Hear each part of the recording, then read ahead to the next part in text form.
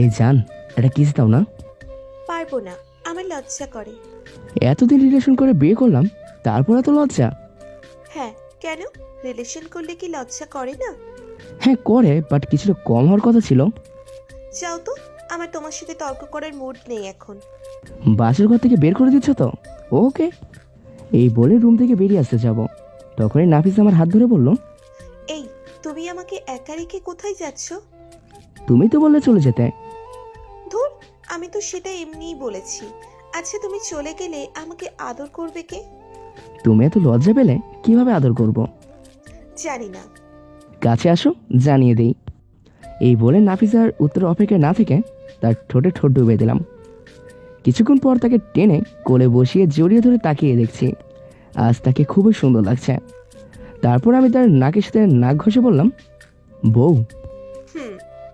তুমি না খুব সুন্দর। এভাবে বলো না তো, আমার খুব লজ্জা লাগে।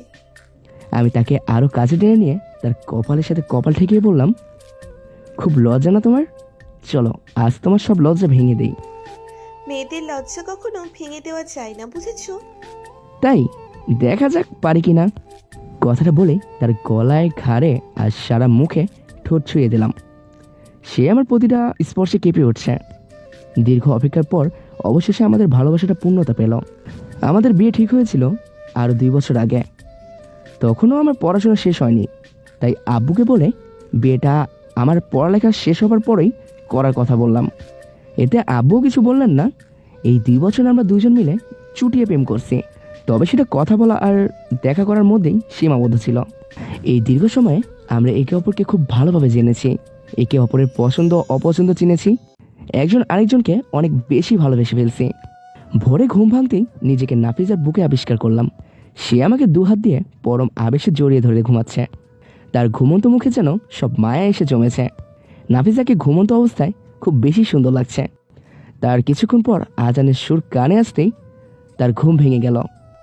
তুমি কখন উঠেছো? এই তো কিছুক্ষণ আগে। এবার উঠো, ফ্রেশ হতে হবে। হ্যাঁ জান, তোমার ঘুম কেমন হলো? আমার আজ খুব ভালোই ঘুম হয়েছে। আলহামদুলিল্লাহ।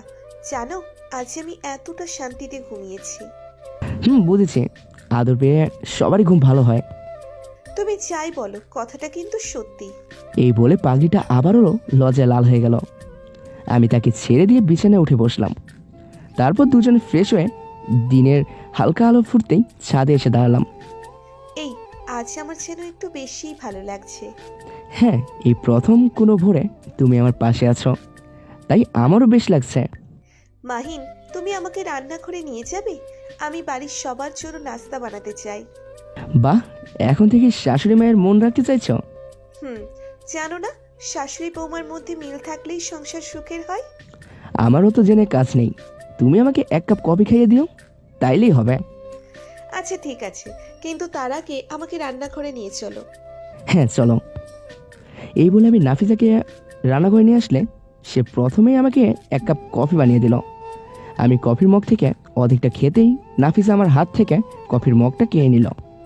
নাফিজা, এটা কি হলো? তুমিই তো কাল বললে আমি তোমার অর্ধাঙ্গিনী। হ্যাঁ, কিন্তু তার সাথে কফির মগ কিনে নেওয়ার কি সম্পর্ক? তোমার অর্ধেক অংশ অর্ধেক খেয়েছে, এখন বাকি অর্ধেক এই অংশটাকে খেতে দাও। এই বলে নাফিজা আমার আধ খাওয়া কফিটুকু খেতে শুরু করলো। আমি তার কথায় মৃদু এসে বললাম, নাফিজা, তুমি দেখছি আজকাল খুব দুষ্ট হয়ে গেছো। এই দুষ্টুটার থেকেই শেখা। সেটা তো জানি। তাহলে আজ থেকে আমি তোমার শিক্ষক। আজ থেকে সম্মান দিয়ে কথা বলবে। পারবো না, তুমি আর আমি তো একই। তাহলে এত সম্মান দেওয়ার কি আছে? ওকে যাও, দিতে হবে না।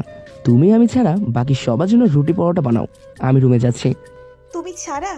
ও সরি, আমি তো ভুলেই গিয়েছিলাম তুমি রুটি পছন্দ করো না। সেটা তো ভুলবেই, নিজের কথা কি কেউ আর মনে রাখে? এই, এখন তুমি যাও তো। তোমার সাথে কথা বলতে গেলে পুরো দিন চলে যাবে, আমি কিছুই বানাতে পারবো না। ওকে ওকে, যাচ্ছি। বেস্ট অফ লাক আমার বউয়ের জন্য। এই বলে রান্নাঘর থেকে বেরিয়ে আসতেই দেখে আম্মু এদিকেই আসছে। আমাকে এখানে দেখতে পেয়ে আম্মু বলল, তুই এত সকালে এখানে কি করছিস? এটা শুনে আমি বললাম, নাফিসা নাস্তা বানাচ্ছে, তাই ওকে রান্নাঘরে দিতে আসলাম। কাল বিয়ে করছি আর আজই বউকে রান্না করতে পাঠিয়েছি শুনে আম্মু খুব রেগে গেল। কিন্তু আম্মুর এই রেগে যাওয়ার পিছনে আনন্দের ঝলক দেখতে পেলাম। যাক, আম্মু তাহলে নাফিসার কাজে খুব সন্তুষ্ট হয়েছে। অন্যদিকে আমি খুশি মনে রুমে এসে পাগড়িটার পাগলামিগুলো মনে করছি আর হাসছি। ওর আর আমার মাইন্ড প্রায় সেম। আমি যাই বলি না কেন সব কিছুর উত্তর তার কাছে রেডি থাকে। প্রায় অনেকক্ষণ হয়ে গেল নাফিসার দেখা নেই। আমি যেন আজ তাকে দেখেও দেখিনি এমন মনে হচ্ছে। কি যে করি, আম্মু আছে তাই রান্নাঘরেও যাওয়া যাবে না। এমন সময় মাথায় একটা বুদ্ধি এলে দ্রুত রান্নাঘরে চলে আসলাম। এসে আম্মুকে জিজ্ঞেস করলাম আজ কি রান্না হচ্ছে। আমার কথায় আম্মু বলল এখন চিংড়ি মাছের ঝোল সাথে আলু ভাজি রান্না হচ্ছে। দুপুরে গরুর গোস্ত। চিংড়ি মাছের কথা শুনে জিভে জল চলে এলো। আম্মুকে বললাম দাও একটু টেস্ট করি। এতে আম্মু খেপে গিয়ে যা বলল থাক আপনাদের না শুনলেই ভালো। আম্মুর কথা শুনে আমি আরও কিছুক্ষণ দাঁড়িয়ে থেকে সেখান থেকে বেরিয়ে আসলাম। আমি শুধু শুধু এতক্ষণ আম্মুকে এটা ওটা বলছিলাম আর চোখে তাকিয়ে নাফিসাকে দেখছিলাম।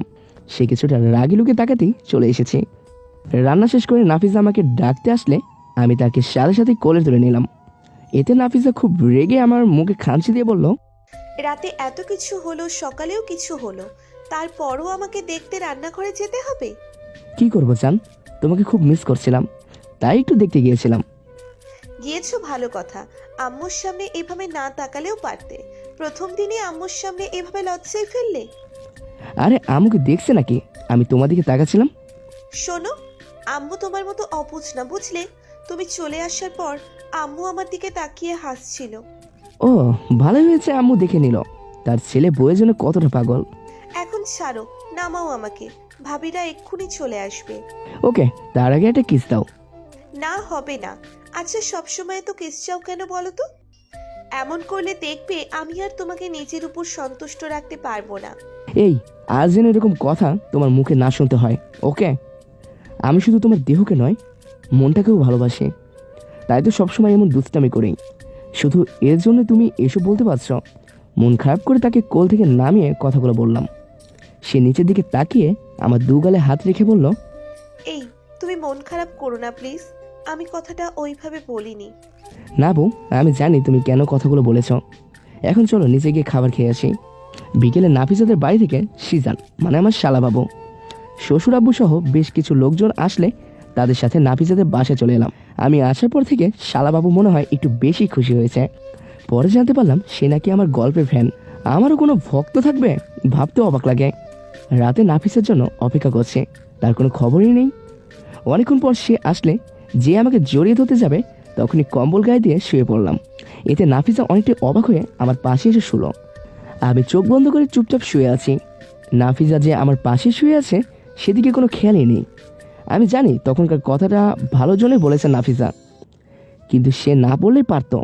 তার ওই ছোট্ট কথাটি আমার বুকে তীরের মতো বিঁধে গেছে। আমি নিজের মুখে বুঝিয়ে উঠতে পারছি না।